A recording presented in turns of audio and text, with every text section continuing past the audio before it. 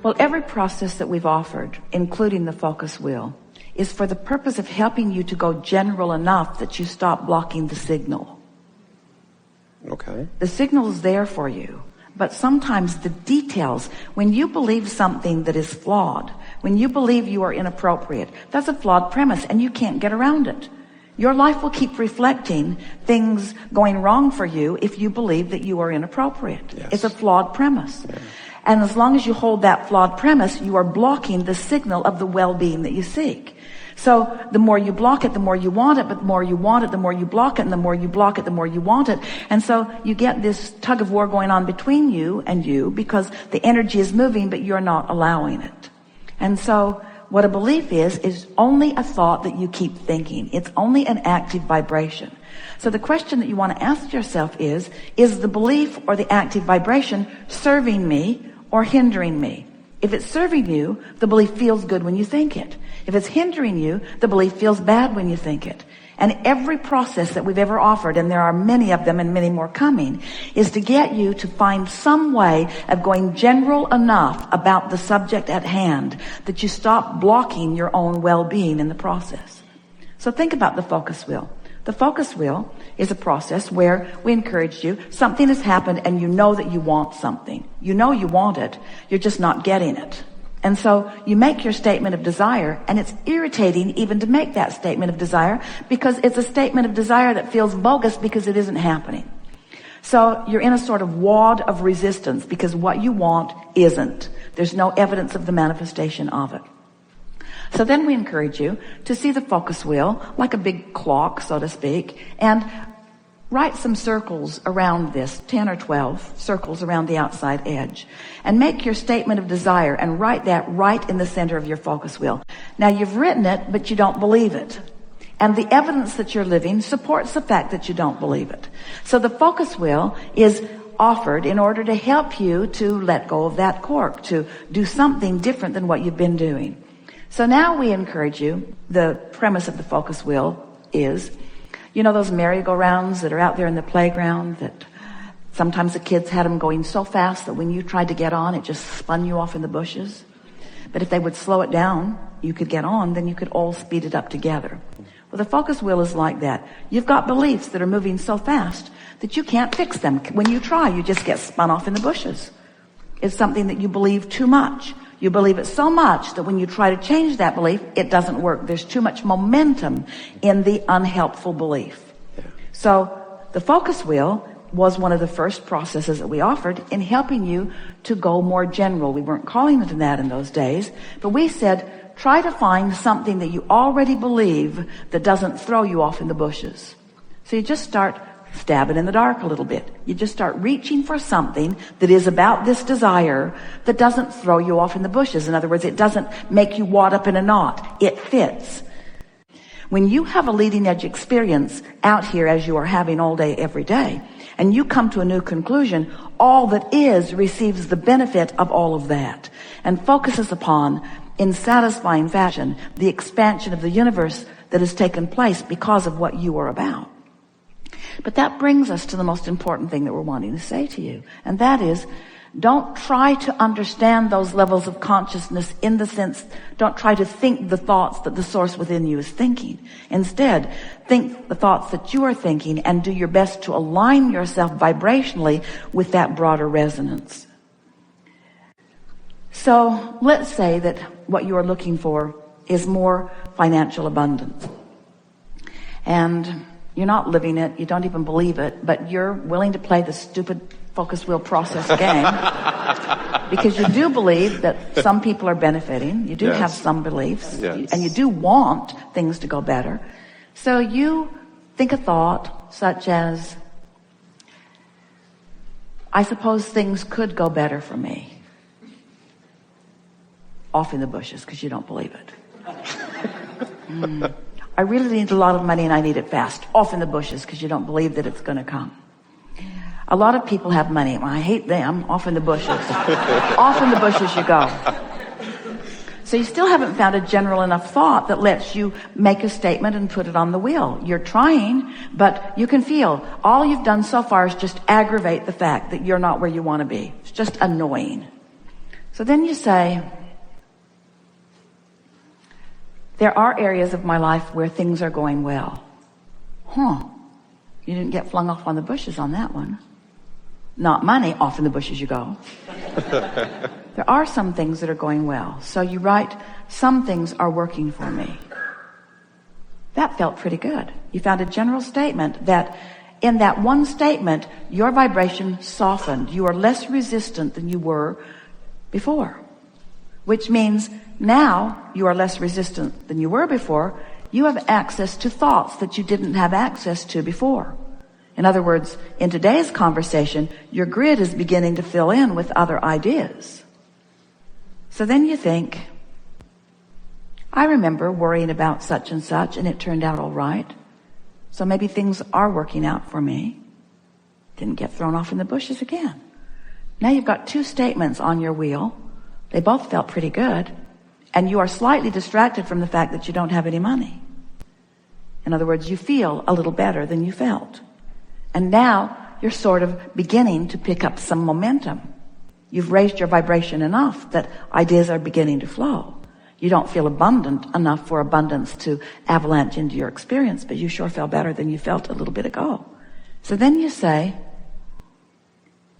some ideas will come to me. Didn't get thrown off in the bushes. It might even be fun to watch for ideas coming. That sort of is kind of how it works. This might be fun to watch this unfold. I like the idea of being a deliberate creator. I do believe I create my own reality. I haven't known how I do it, but I sure like finding out how I do it. I know I'm a teacher. I want to teach through example. It's fun to figure this stuff out. I know that words don't teach. I'm feeling better already. I can feel that I'm on a path of less resistance than I was on. I'm looking forward to what's coming next. I have been a pretty good provider. I've worked harder than I really want to, but I always figure it out. I can see how I've let things come only to the degree that I believe them. And I believe I can expand my beliefs. I believe I can expand my beliefs. I believe that everybody is the recipient of as far as they are able to believe. Ooh, I really like the idea of stretching how far I believe. I adore the idea of expanding my belief. I believe that law of attraction will bring things proportionate to what I believe. I'm excited about realizing that it's open-ended. I'm just beginning to scratch the surface of abundance in so many areas of my life. This is really a fun thing. And now you look at what you wrote in the center of that circle, and now you believe it. You don't doubt it. You moved your vibration by going general to a place that it has not been before. And now your entire point of attraction has shifted. Because in the same way that the ideas began to flow to you during the process of the focus wheel, all things in the universe related to you have shifted too. And now conversations show up differently. Ideas show up differently. Offerings show up differently. Now evidence of your shift shows up everywhere around you. Don't you really like this stuff? Don't you like being the deliberate creator of your own experience? Don't you like knowing that all you have to do is get a handle on something that you want and then bring yourself into vibrational alignment with that idea of what you want?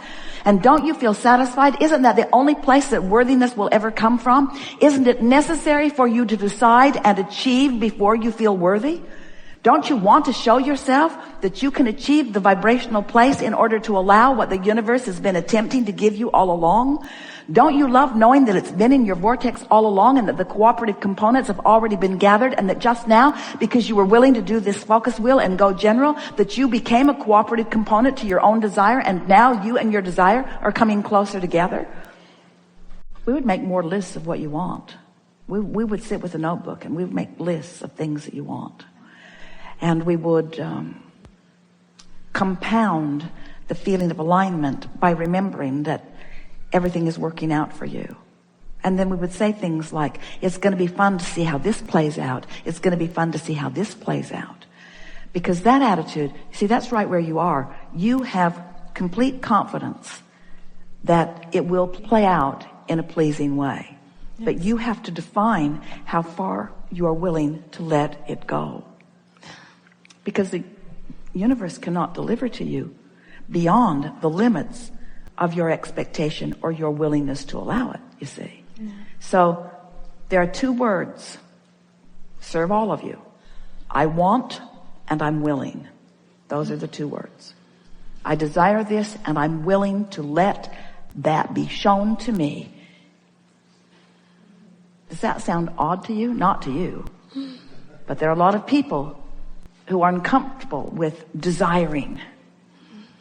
I desire such and such, and I am willing to watch for the evidence of it. That's all that's required. Want it and allow it, and it is. We have enjoyed this interaction a lot. We told Esther as the day was beginning that it would be her favorite day ever. And when she listens back to this, she's going to discover why. Our favorite thing in a day like this is your willingness to come and play with us. Sitting here in the room, many of you are watching live around the world, but you are participating here with not only us, but with your own inner being. And it is satisfying to us that we are able to offer some general words about the laws of the universe as we know them to be. And that by your willingness to be here, your willingness to play with us, your willingness to focus, that we are able together collectively to let go of those corks of resistance and your vibration raises. And what that means, especially in a day like this, is that when we move into some new places where we are not commonly treading, when we are finding some new ways of looking at things that you are not accustomed to looking at from your point of view, that because you have been willing to listen and because your vibration has raised, you're in a new place of clarity where it is meaningful to you. And the reason that we like that so much is because that means you've spent some time. We've been together for about 3 hours. And during a significant part of those hours, you have been in a state of alignment with the broader part of who you are. And what that means is you've practiced without meaning to a higher frequency vibration. And that practice is really all that is required in deliberate creation and in allowing what you want.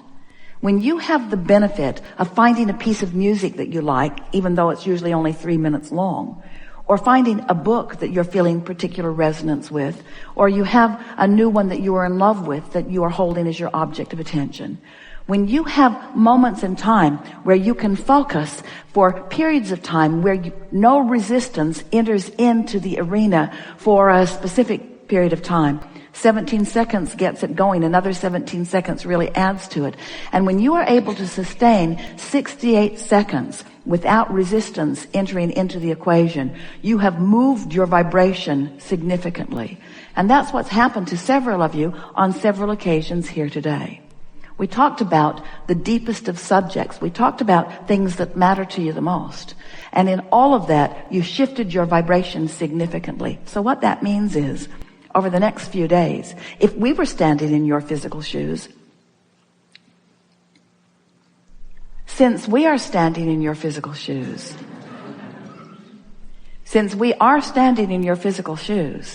it is our intention to watch for evidence of the new alignment that you've practiced in these hours that we have been together.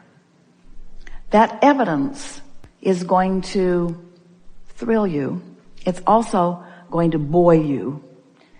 When you see it, when you come across it, consciously acknowledge it and make the correlation in your own being. This is as a direct result of my holding myself in vibrational alignment. And I can do that relative to everything. Friends, life is supposed to be fun. And you're not ever going to get it done. And you can't get it wrong. And if you will begin to embrace those contrasting moments as part of the path along your trail to the things that you are really wanting, then life will be sweet, sweet, sweet, sweet, sweet, sweet, sweet, sweet, sweet for you the majority.